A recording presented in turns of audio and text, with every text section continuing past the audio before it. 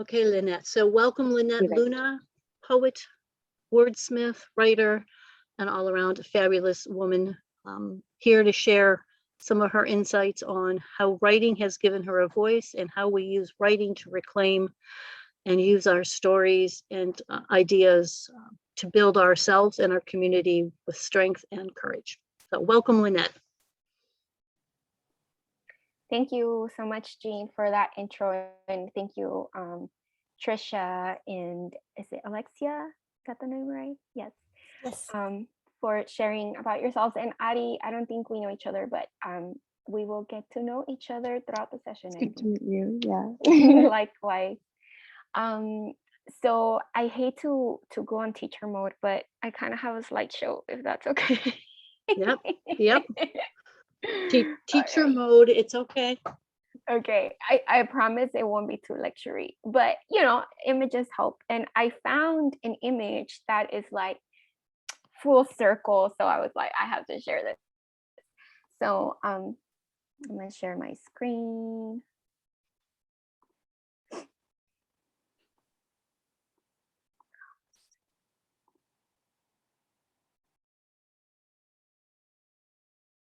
right.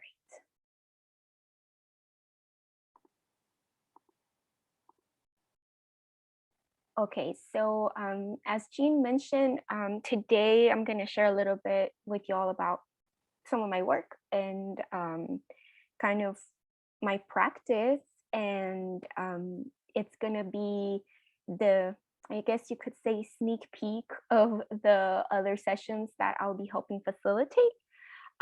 So we will not be writing as much today, but when we work together on the third Sunday of each month, it will be a lot more hands-on. Today, I do encourage you to have something to write with, whether it's a pen, paper, or if you just like to type on your computer or your phone, that's cool too. So cool. And please interrupt me on, okay, I don't want to say interrupt, but unmute your mic. If you need to say something, type it in the chat, whatever. So I wanted to hear from y'all how you've experienced the English language or writing, or that process of acquisition of both. And you could just share on the chat, or if you want to just unmute yourself and share, like maybe what that process has been for you.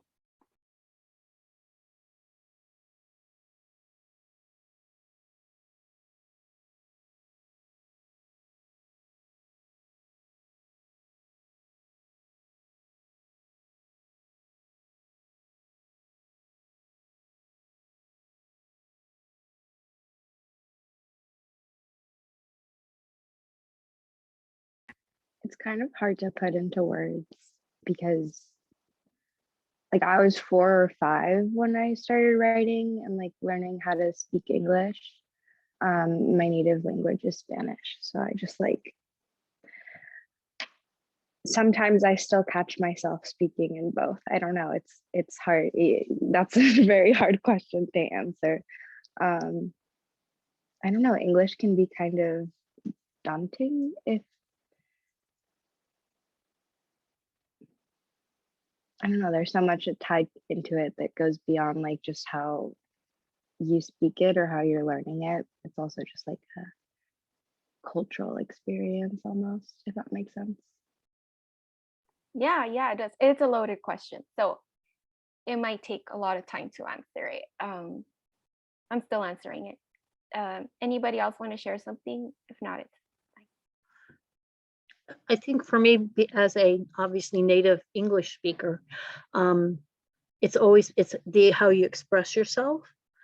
But when it came to writing, it became very complicated because it had to be done a certain way to fit within the educational system.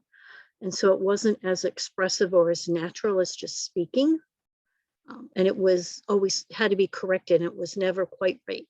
The grammar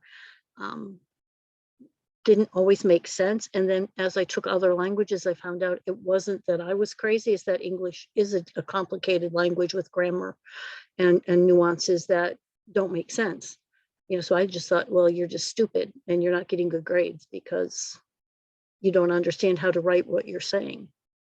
So, it's been this sense of, while it's the natural expression, it's also problematic because to say it, you may be saying it incorrectly, or how do we say certain words that are spelled similarly, and yet, we make a joke of how do I can mispronounce as many words in English as I can in Spanish.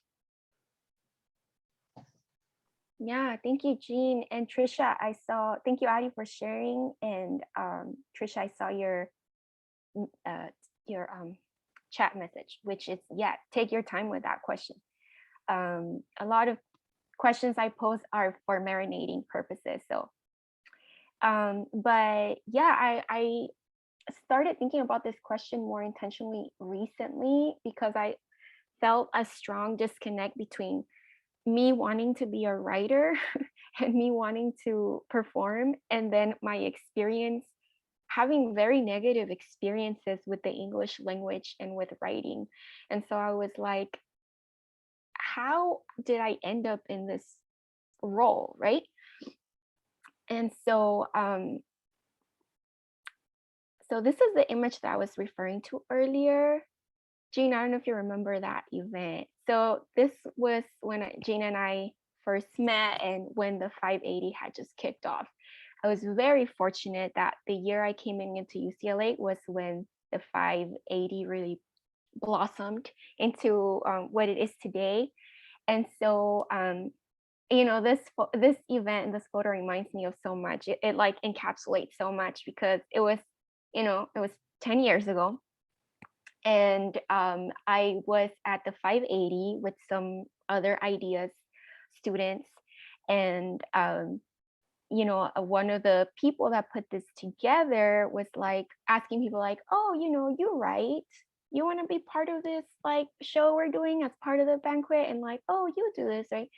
And he asked me because I think I mentioned I like to write, or I had an acting background, and I was like, okay, sure, but I was like kind of hesitant.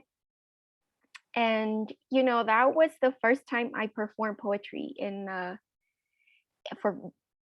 public. And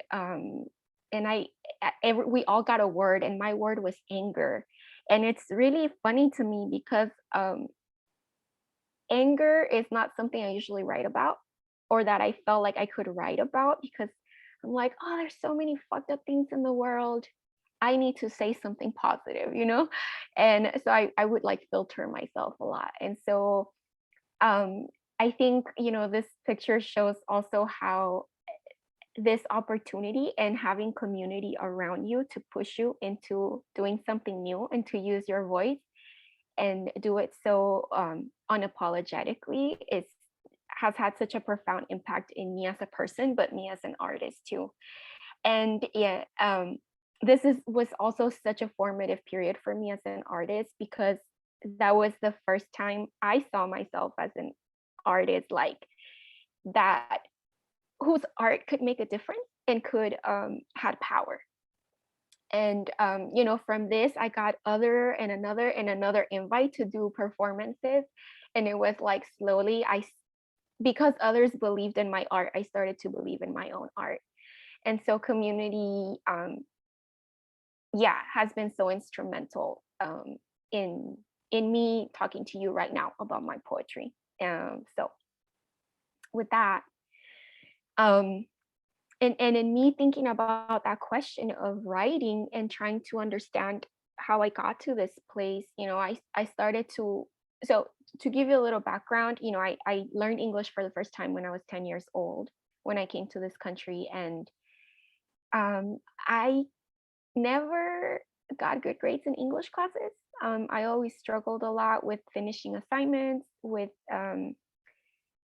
doing my work, with writing in general. I had to repeat a lot of my English classes and retake them because I wouldn't be successful at them. And so it's not until very recently that I started to understand how that language acquisition was part of like cultural violence, and a trauma that was done to a lot of immigrants, right? Or a lot of young people that, you know, like Trisha was saying earlier, that already come to the classroom with knowledge, with skills, with a cultural repertoire, with a linguistic repertoire, but that is invalidated once they come into the classroom. And so I started to understand that, like, especially poetry being so flexible and so its form being so free, allowed me to start undoing that trauma and reclaim my voice and reclaim what writing and what language could do for me, rather than me using rather than other people using that to silence me.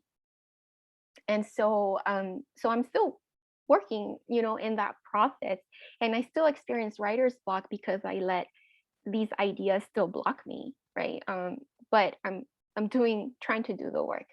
And so I'm trying to think of writing and language as tools for organizing, for challenging dominant discourse, for affirming myself, for creativity, for self-discovery, especially for remembering, and for spiritual healing.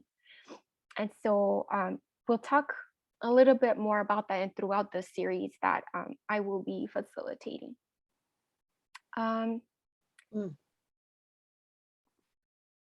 So maybe before I go on, I want to share some poetry with you. That's okay. But before I do that, I would like to ask you to write down a question you've been mulling over a lot lately. Maybe it could be about something you're trying to figure out in your life, about what a decision you want to make, a direction you want to take, a strained relationship you want to repair, a person that has you puzzled, a challenge that has you puzzled. So I'll give you a second for that.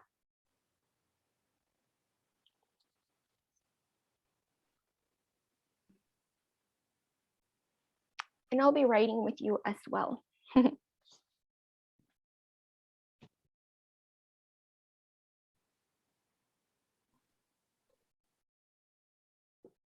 Okay, so hopefully you had a chance to write your question.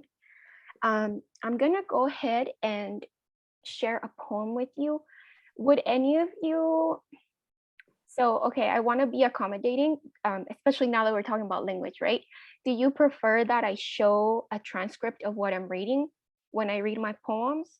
Or yes? Okay, I'm seeing people nodding, so yes.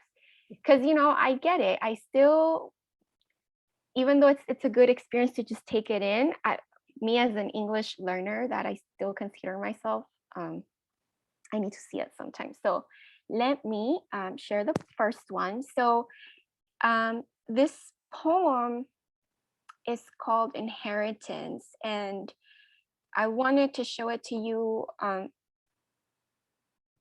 tell you more later, but I'll go ahead and read it. And I was also very proud of this because it was the first time I got published, and that was so exciting to me.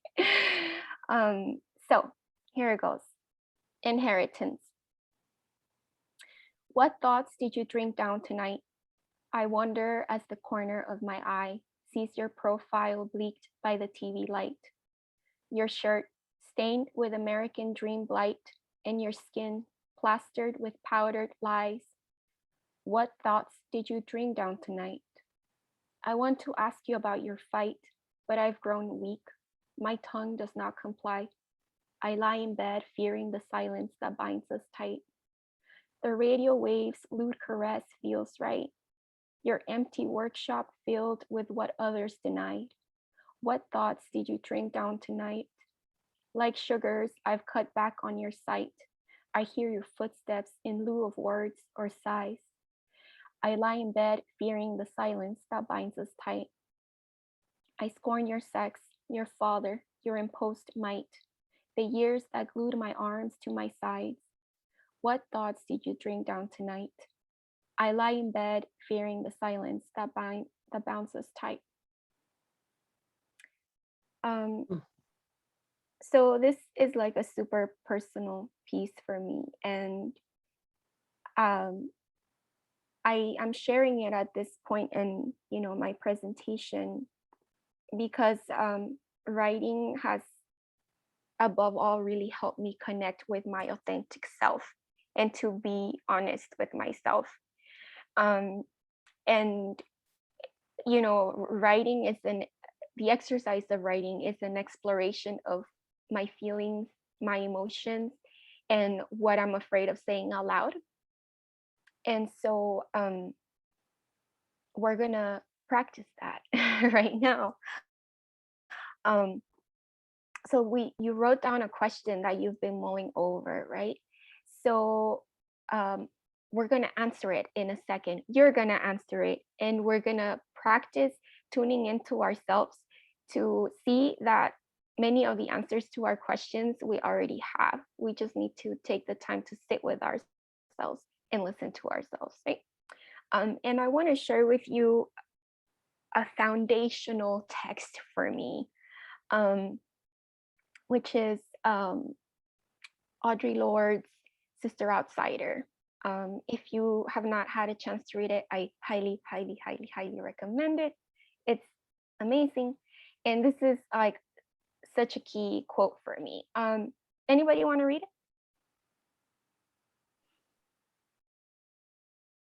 If not, I could read it. But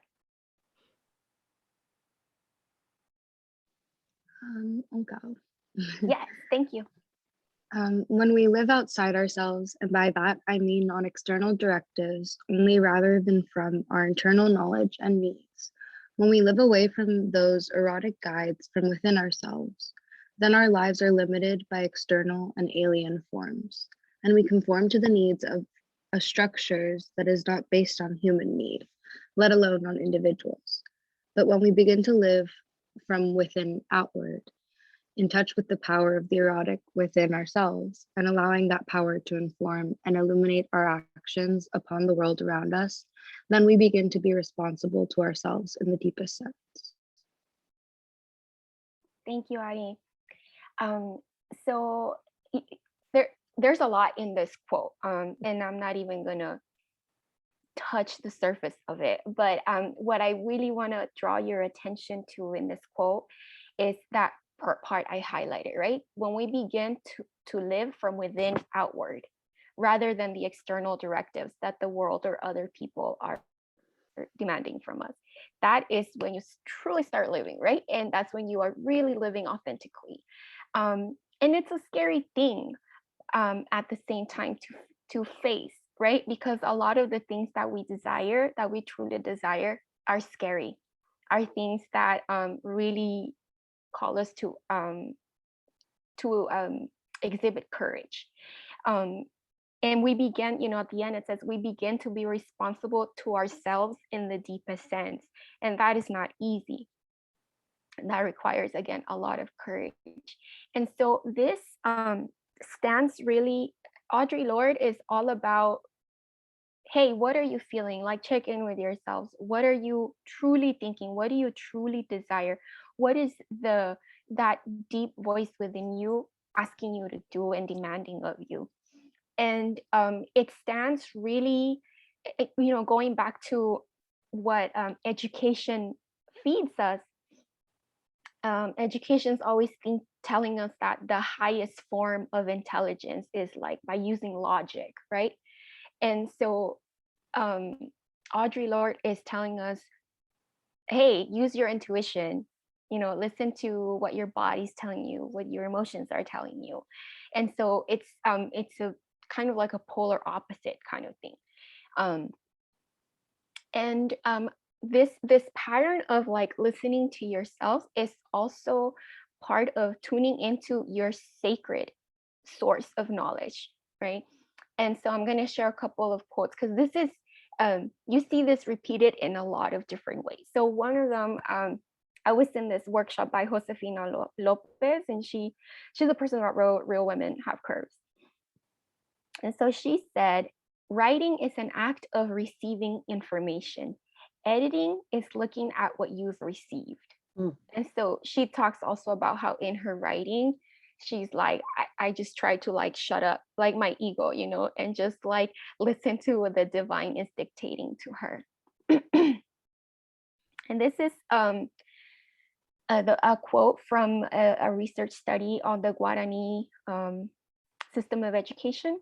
And the Guarani people live in various parts of South America, from Paraguay, Uruguay, Brazil, and I think some parts of Argentina and Bolivia. So I'll read this real quick. The Guarani people believe that during art making, individuals become the closest to the fundamental and universal essence of life, reaching transcendental values through images that are a reflection of their feelings. Making art is creating, and their highest deity is a creator. Therefore, to create is to be at one with their creator. Isn't that amazing? I love Mhm. that quote. Mhm. Yes. Wow. And that whole article is like fire. So I'm Mm. happy to share that article. Mm. But yeah, so Mm. let's tune in. Take out your antennas. I'm about to get my notebook. If you give me a second.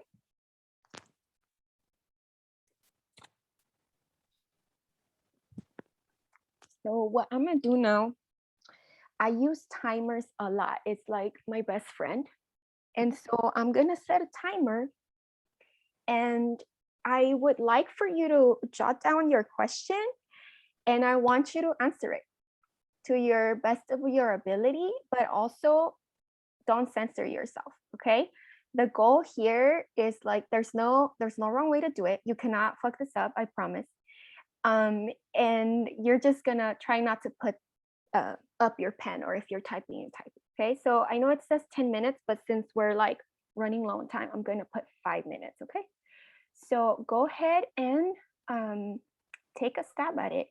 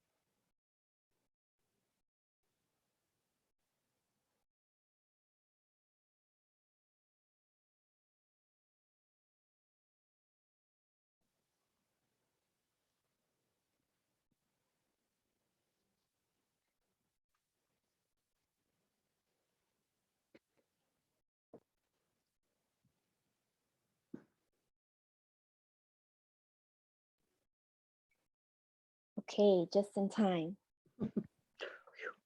So our timer just went off. And y'all don't have to share because, you know, you probably wrote something personal, so you don't have to read off your paper unless you want to. But yeah, I'd love to hear what you found out, if anything. Or if you want to share the question and what you discovered through your writing, that's cool too.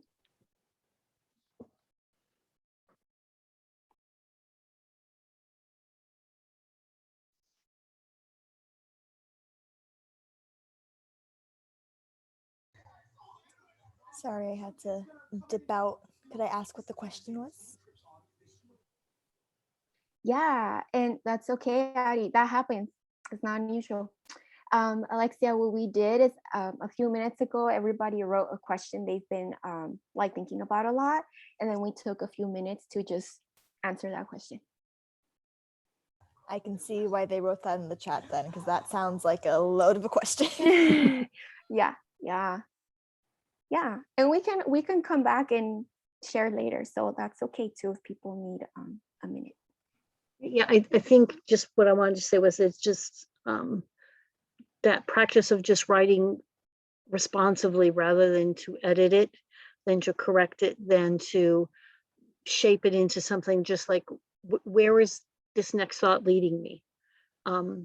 Was really refreshing because I haven't done that in a really long time, you know, because it's writing towards a purpose where I have to get this thing down or edit it and make it fit. And it was just nice, just that train of thought. Where is this going? And, you know, and as per usual, it's very, you know, circuitous when I do, like, yeah, it keeps coming back. Like, okay, what's going on here? But it's also very, it was just really helpful to say, yeah, just let it go. Thank you, Found Jean. myself like struggling to answer, like, not even just honestly, but just answer for myself, if that makes sense, because it does involve someone else. And yeah, you said it perfectly, Jean. Let it go. Yeah, I asked, I felt like this back and forth, like me listening and me forcing something to be written. And at the end, I think I listened.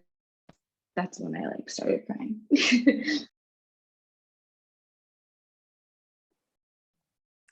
Yeah, I read this book called The Artist's Way. If any of you would do any type of art, it's like super helpful. Yes, Jean is like thumbs up. And one of the phrases It's been that, recommended to me. Yeah, yes, it's it's supposed to super be really helpful. Yeah. And one of the lines in that text says, get out of the way, right? When you're creating, like Mhm. stop forcing it too much, just like channel, you know. And sometimes we need that, yeah. And it's hard to, because we've been conditioned to not do that for so long. So it's like all of a sudden trying to switch it up on ourselves, it's challenging. Yeah, you're right. And I was getting the vibe of that inner critic that, you know, when you're writing as part of your work and professional, if it's, you're always writing it to fit something and not just writing to release it. And so that was that sense of that inner critic. So this isn't good enough. This isn't the right word. I need to, you know, write. Also, the act of writing with my hand on paper, you know, I probably won't be able to read what I wrote, but it was really nice just to do that, because it's like, I'm writing on lines and it's all over the lines. They're not straight. I can't even write on lines properly, you know, and that because when I look at this, I squeezed it all up and it's a hot mess, but it was just the flow, you know. And again, that's that inner critic coming back saying, but keep it on the line, put the punctuation in, do it this way, form your T's better. I'm like, Yeah, and at the end, this is for you, right? So if nobody could read it, it's fine because it's for you. right. Yeah, no, yeah, for sure. Thank you. So if it's okay, we can keep going and see how far we can get through this. Okay, so the second very important aspect I feel of and y'all can see my, wait, can you see my screen? Not yet. Okay, good thing I didn't start talking about the slide. Okay, let's try again.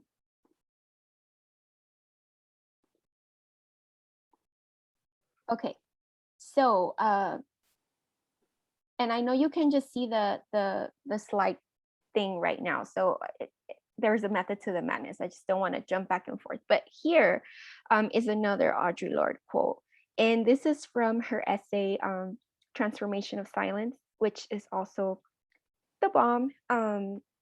Does anyone want to read this?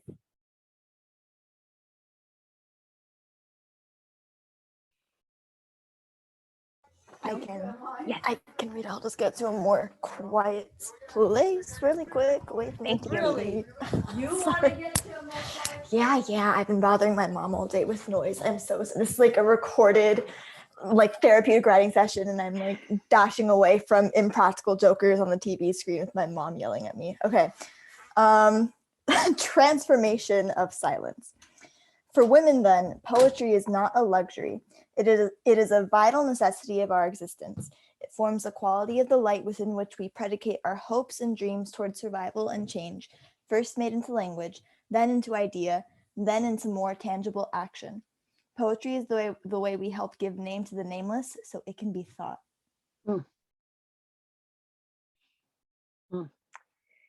This is also in Sister Outsider, the book I mentioned before. So in your writing, one of the exercises I often do, especially when I'm gonna have a hard conversation with somebody, is I write a letter to them, or I write a script of what our conversation might go like, or what I want to say. Because I realize when it's just in my head, it's just like this huge thing that cannot even be brought into this world, right? And so just putting it down on paper is like taking away its power of being too overwhelming for me, right? And then I realized I gained clarity, and I realized I do have the words that I thought I didn't have, right? And so when I then feel prepared to actually voice what's in my mind, what's in my heart, right? So that is something we could do together. And I did want to say, I know that I just gave you all 5 minutes to write earlier, but you know, you probably maybe just scratched the surface. And so I encourage you to, you know, set another timer later today or tomorrow of like 15, 20 minutes. And it's not, a timer is great because it forces you to focus, and it shows you that you deserve that time, and that it's just a tiny sliver of what your day is composed of, right? And I know you have a million things to do, but you can give yourself that time. It's okay. So okay, so again, so going with the transformation of silence, a quote that is also that I really love and I kind of adjusted is this quote by Augusto Boal. Augusto Boal came up with Theater of the Oppressed, and it's a theater. He's a Brazilian performer, theater director, activist. And if you haven't heard about Theater of the Oppressed, you know, check it out. Go on Wikipedia sometime. It's like really amazing work. And so he said the theater itself is not revolutionary. It is a rehearsal for the revolution. Because he would use a lot of real life examples, real life interactions, real life issues with real people as a way to problem solve together. What was the name of the, did you say it was a book that this comes from? Augusto Boal is the person, and the methodology or the concept is called Theater of the Oppressed. Gotcha, thank you. Mm-hmm. And so, you know, I kind of have adapted that to say that writing itself is not revolutionary. It is the script for the revolution, right? Because there's a lot of writing out there that we know is not revolutionary. that is actually oppressive, right? So how do we use this tool for bringing about the change that we want? And so I had a little, okay, this is another quote that I want to share with you from Paulo Freire. And he is also Brazilian. He's an educator and philosopher, and he coined what we come to know as the banking system of education, he calls it. And he talks about how we could use theory and practice to do an education that's emancipatory. And so one of the concepts he was big on was giving people the opportunity to name the world. And he says that is part of humanity, of being able to see things through your eyes and of naming it, and then knowing that you have agency over the world around you. And so I'm gonna skip over the exercise. I had like a little naming game for us, because so many times the way we give words to in the world to things around us is part of what shapes our narratives, and it's part of what shapes our world, right? And our policies, our behavior, our institutions, etc. And so for me, I'll go back to this. For me, poetry and writing has been a way for me to talk back and to do an intervention in the dominant narratives that I don't agree with, that oppress me, that limit me, that hurt my community, that facilitate violence. And so, yeah, I realized my words have power, and I feel called to share them. And so before we go on, I know we're at time. I'm gonna share maybe one more poem, and then if people want to, we can work on a piece collectively. Is that okay? Mhm. Sounds Okay. great. All right, so I'm gonna do a world premiere right now. So I literally finished this draft like today, and I've been working on this poem for some time. And I mean, I may as well share it here. If there's ever been a safe space, it must be here to like make some mistakes. So this poem is called Dear Almost Friends, and also it's a very personal piece, and I want to tell you kind of like what inspired me to write it. So I grew up in the San Gabriel Valley, and most of the community here in my city is like, I went to school with like an 80%, 75 to 80% Latinx community. And then from after that, it was API community. We have a large Cambodian community. And I think after that, it's probably Filipino and Chinese, among other groups. And then, you know, Black would probably be also as many in terms of percentage of population, and a few white folks. And it with the call for ethnic studies, which is very recent also, which is something that happened in California recently, I was reflecting a lot on how my interactions with my peers and my teachers would have been so different had I had ethnic studies in my school, and I had a chance to get to know my peers in a different way, right? And then with the Atlanta massacre that happened recently, I was just really reflecting on how little I knew about the people that I grew up with and how tragic that was. And it made me really sad. And yeah, I guess I really wish that that hadn't been robbed from us as kids. And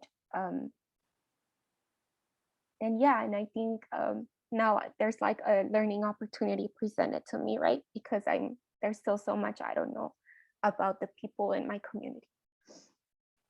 So anyway, I will share this. So this is called Dear Almost Friends, and it's dedicated to the victims of the Atlanta massacre and the tireless advocates, students and educators in the fight for ethnic studies in public schools. Now I get why I never knew you. Why for years we sat next to each other in class, but were never introduced. Why we grew up on the periphery of each other's sphere, rubbing elbows without the compromise of locking eyes. Why our families lived on the same street, and yours called us all Mexican, and mine kept calling yours Chinese. Why we buried our faces, and our grandparents too, beneath the white-paged history books, learning year after year, Washington, Jefferson, Columbus, and the other honorable rapists more important than knowing ourselves. Why it must take a college degree or a small eternity to watch a mini video clip making up for skipping over your entire legacy. Why we could spend 3 years learning French and not learn hello in Khmer or Tagalog. Why in German we could count to 10 but stammer through simple sentences when we spoke to our grandfathers at home. Now I get why in math class it felt good to laugh at Mr. Liu when someone mocked his accent, so I could forget someone had ridiculed my immigrant marks too. Now I get why I never knew you, because your lunchtime questions would match too closely with mine. Did your cousin get deported? Were you in ESL classes? Will you find in college that you still have an accent? Do your uncles stay home with longing because they feel like these are just houses? Do your parents every day suffer violence? Was your mother made to trade her paycheck for brittle bones and silence? Now I get why I never knew you, why they kick us to the floor screaming, get up, with their boot on our faces, why they mock me when I fall, pointing at you while you stand tall, why they laugh when you choke and gasp, facing you only to remind you how well I can swim. Now I get why I never knew you, because it seems you know the story too, about the kid who was promised respect for passing the test of not being like the rest. And once we proved we weren't, tell me, what did we get? A finish line that evaporates the closer we get, a safety net that doesn't catch us, no matter how much we hold our palm over our hearts, reciting anthems over a killer flag. Now I see that I didn't know you, and in my ignorance lies barefaced. I try to trace the line that separates my innocence from what I held in my hands but misspent. I retrace my steps. Now I know why I didn't know you, because we could have been friends, running through the school halls in our skirts, pulled down the circus curtain that hid the carnage of the past and stage our deadly money dance. We could have shared a laugh of butterflies that would reverberate.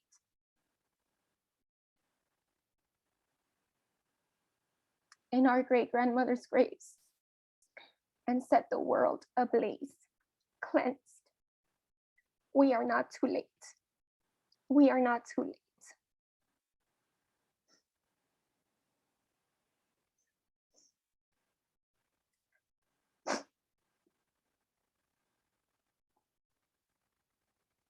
This happens sometimes.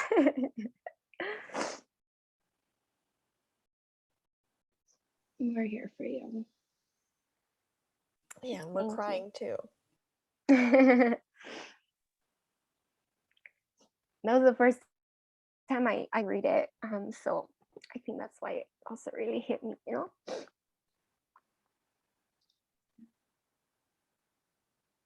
But Thank you. That was, what an honor. Wow. Thank you, Jean. Yeah.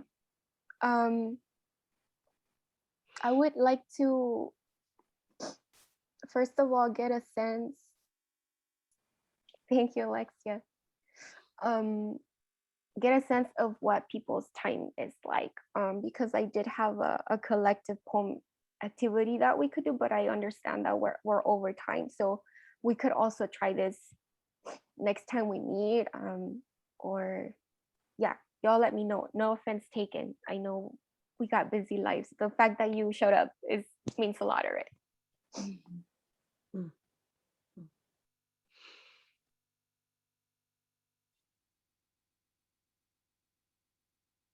I have time. I mean, I can stay.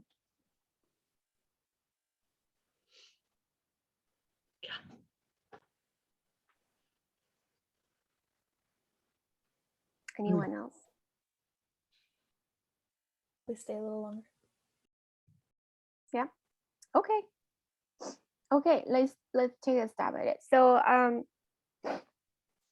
I'd like for you to type in the chat a word that is really a word or two or three that's like really in your heart right now. Maybe having to do with the question you explored earlier, or just whatever's in your mind.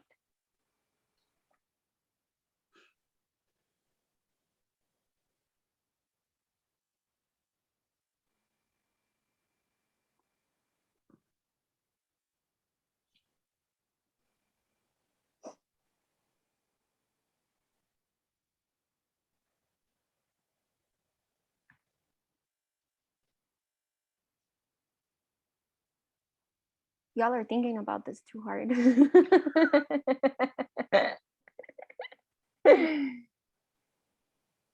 Okay, thank you, Ari. Great. Okay, okay. Okay. Thank you, thank you. All right. So for our next poem, we're gonna write, for our next activity, I'm sorry, we're gonna write a collective poem, and I'm really excited for this. So this is, we're gonna try to do a renga. A renga is a Japanese, a traditional poem that was that's hundreds and hundreds of years old. And it means linked poem, and it starts with a haiku, and that's actually where the haiku as a form comes from. So the haiku would open the renga, and then it's like you would build off each other. So the next person would write a 2-line stanza, then a 3-line stanza, then a 2-line, and you would just kind of like build off each other. So what I'm gonna do is, using these words that we have, let me open a new document. We're about to write a poem right now, y'all. And it's gonna be amazing. So I'm seeing the words, memories, your eyes, every day, longing, hopelessness, wholeness, letting go, and grace. Okay, so this is what I'm a volunteer to do. So I'm gonna set a timer so we're not here too long. And each of us, it's 5 of us, right? So what I think I'll do, the haiku is probably the hardest part because it has certain syllables. So I could do the haiku, thinking about these words. Then who wants to do the 2-line stanza? Anybody? So somebody's gonna write 2 lines, somebody's gonna write 3, then somebody's gonna write 2, then somebody else is gonna do 3.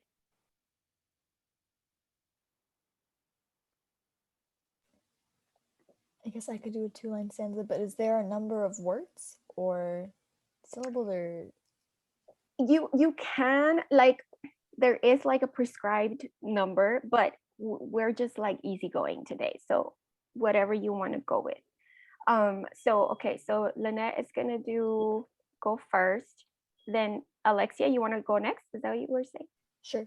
Alexia is gonna write the 2-line stanza. I'm gonna write a 3-1. And then who wants to go next? 2-line. Okay, so dang, okay, that leaves Jean and Ari on the spot. I'll do 3. Okay, Addie will do 3, and then Trisha will do 2, and then Are we supposed to do this like off the top of our head? Like, I'm okay with that. I'm just wondering. yes, okay. Okay, I thought you were like, no. Yes.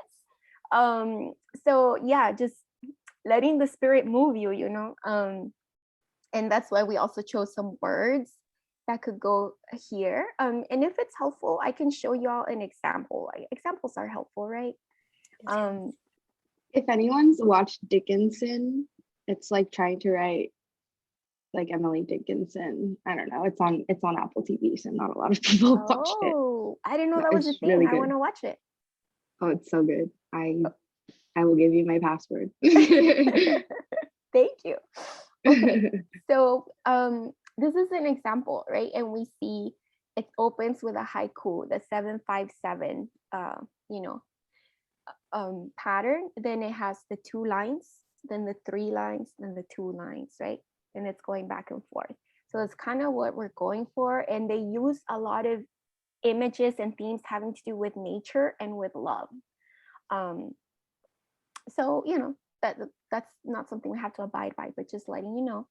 And yeah, it could go on forever. Like sometimes it would go on for, but I think the standard is, I think, 32 stanzas, something like that. So yeah, let's go back to our document. So, all right. I'll play some music. One more question, Linett. Yeah.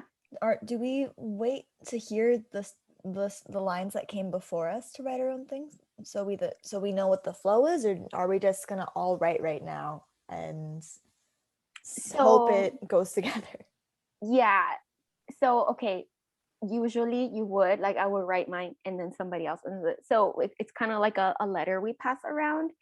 But given that we're pressed on time, I think what we could do is like rearrange the lines if need be.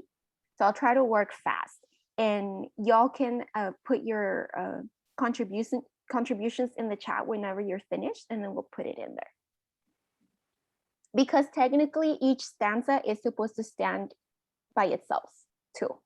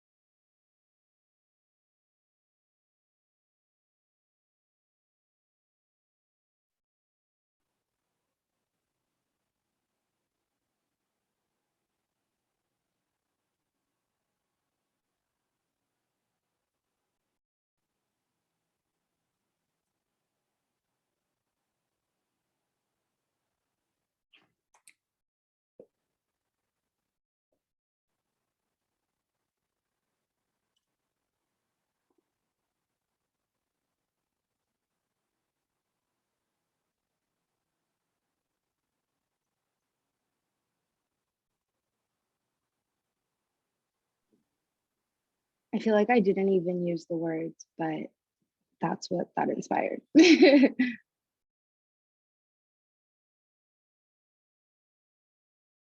perfect.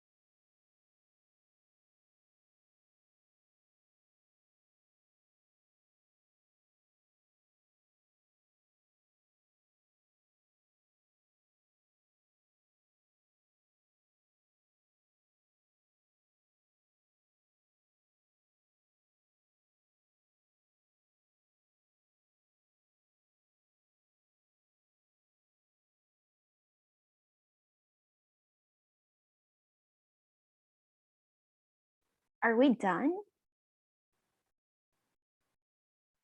I put, oh, okay. Jean put, okay. Let me, everyday longing, memory. So Jean, I'm gonna need your help with the spacing. Mm-hmm. So Okay, what's line 1? Everyday longing and memory. Mm-hmm. And then next line? Is embrace wholeness. Ah. And then this third line is letting go, grasping for grace. Mm. Okay. So it's like this. Yeah. And Trisha, did I put the lines correctly how you wanted them? Yeah, that's perfect. Thank you. Okay. Great. And Alexia, is that, how did you want your line to be? Did you have a second line, or do you want me to split that into 2? I was trying to settle on a second line because I know that I was supposed to write 2. But is it even necessary? Good question. We don't, if you feel comfortable with that line, we could leave it as is. That is your contribution. If you want to add more, we could add more. I don't want to drag it out for people. What do we got? Okay.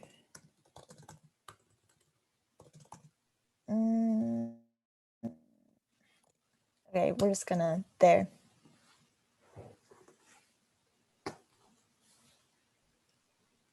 Okay. I think that's a wrap. So of course we worked on this a very tight schedule, but it would be a masterpiece, even more so than it is now if we kept revising. So we have this story circle holds me as I let go of the hopelessness. I found grace in your eyes, releasing the weight of longing. Class in session, I am home, you find emptiness. Alone does not mean we go. Transforming like a butterfly and soaring my wings to the sky, learning to let go. Every day, longing and memory embrace wholeness. letting go, grasping for grace. Okay, y'all. I'm digging it, and there's some really beautiful images there, and lots of warm feelings and love that I'm getting from this poem, which is nice. Lots of community. So that's really beautiful. And with that, and I'll put it here in case people want a copy of it. And with that, I know we are like way over time. We already shared. So I want to close this off by thanking you so much for your time, for spending your evening with me. I'm really humbled by the invitation to share with y'all, and for the space y'all have created. And Ari, you want to share something? No, I mean, maybe next time. No, do it. What do Go you for it. mean? Well, I mean, you have your hand up, right? So I thought you wanted to share something, maybe? Oh, I didn't realize. No. Oh, okay. I thought you wanted. Sorry. Okay. Okay. Yeah, if anybody has any closing thoughts or anything they want to share, I'll be sure to put my email there in case you want to stay in touch. But yeah, otherwise, thank you so much for your time. Any other things people want to say? Just thank you so much. And like, I wrote down something you said, and it says putting it down on paper can let you take back your power. So that really rung with me. So thank you. Oh, yes. I'm glad that Yeah. was helpful in some way to you. Yeah. Can't wait till the next one.